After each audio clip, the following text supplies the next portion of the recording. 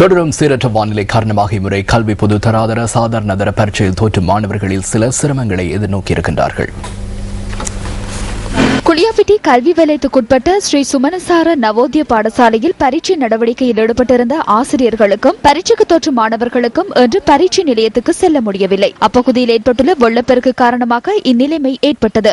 மகவ கல்வி வலயத்தில் கஜநெகம மத்திய கல்லூரி மாணவர்களுக்கும் வெள்ளப்பெருக்கு காரணமாக இன்று பரீட்சையில் தோற்ற முடியவில்லை. இதேவேளை தற்போது நிலவும் மழையுடன் கூடிய காலநிலை காரணமாக நேற்று மற்றும் கல்வி பொதுத்தராதர சாதாரண தர பரீட்சைக்கு தோற்ற முடியாத மாணவர்களுக்கு எதிர்வரும் காலத்தில் விசேட பரீட்சை ஒன்றை நடத்துவதற்கு தீர்மானிக்கப்பட்டுள்ளது.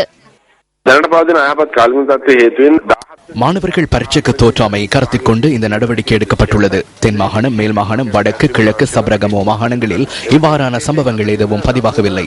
ஆயினும் வடமேல், உவா மற்றும் மத்திய மாகாணங்களில் மாணவர்கள் பரீட்சைக்கு சமூகம் அளிக்காத சம்பவங்கள் பதிவாகியுள்ளன. இம்முறை பரீட்சைக்கு தோற்ற முடியாது போன மாணவர்களுக்கு அநீதி ஏற்பட இடமளிக்கப்படாது.